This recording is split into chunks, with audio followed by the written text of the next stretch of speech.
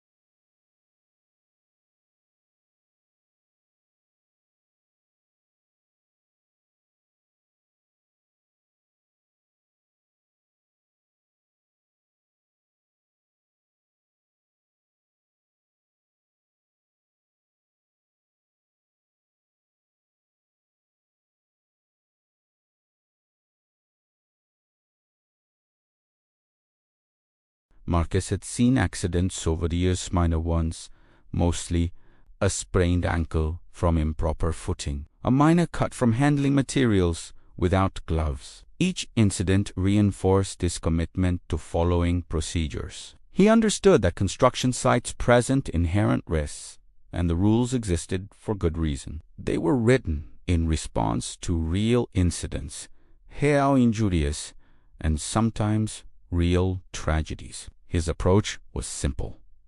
If the safety manual said to do something, he did it. If a procedure seemed tedious or time-consuming, he did it anyway. His philosophy was that shortcuts might save minutes, but they could cost much more. The morning everything changed.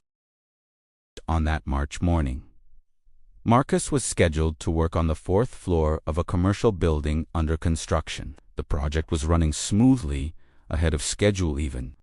The weather was perfect, clear skies, mild temperature, no wind. Everything seemed routine. Marcus went through his usual morning checklist. Hard hat, check. Safety vest, check. Steel-toed boots, check. He inspected his tools and equipment, as he always did.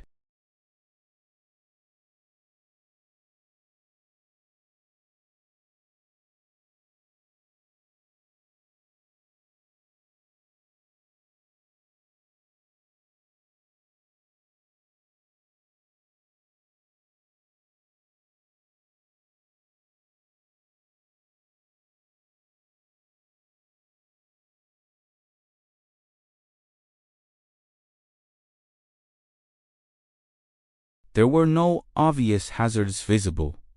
The path was dry and unobstructed.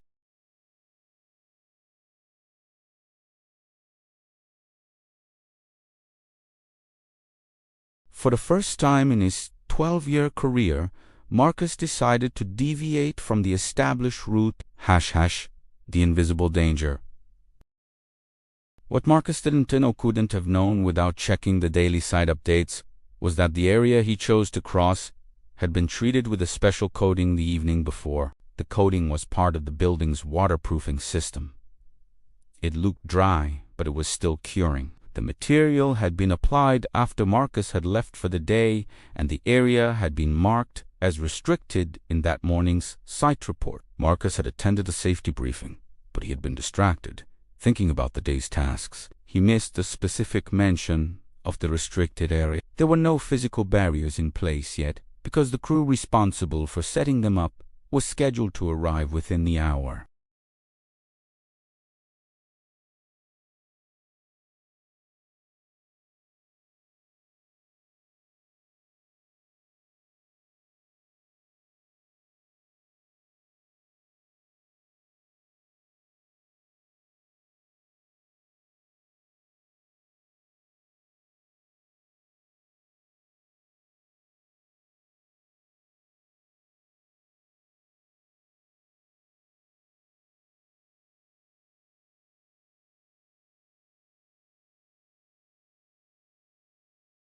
However, the materials he dropped were expensive specialized components. They struck the floor and were damaged beyond repair. The cost ran into thousands of dollars. More significantly, the incident caused a work stoppage. Protocol required a full incident investigation whenever there was a safety deviation. Regardless of the outcome, the site supervisor arrived within minutes. Marcus explained what had happened, taking full responsibility for his decision to use the unauthorized route.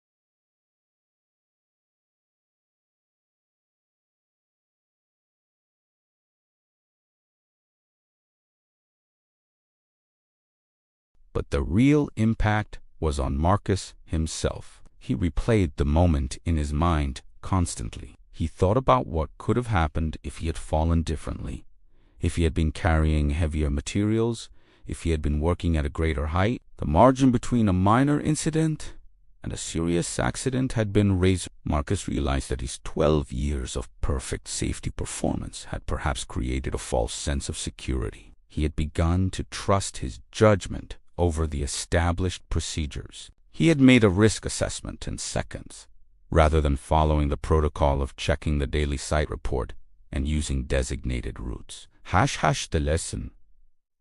What makes Marcus's story worth sharing is ante. Incident itself it is. How common this pattern is across industries. People who follow rules carefully for years sometimes develop a sense that they can make exceptions because they know better or can assess the situation. This confidence isn't arrogance. It's a natural human tendency called normalization of deviance.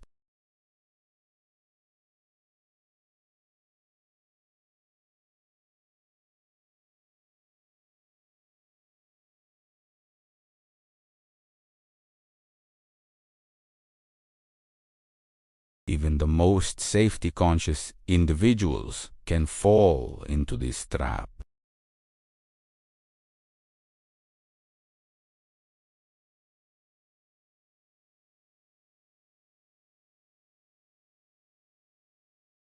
The morning site report contained information Marcus didn't have when he made his visual assessment.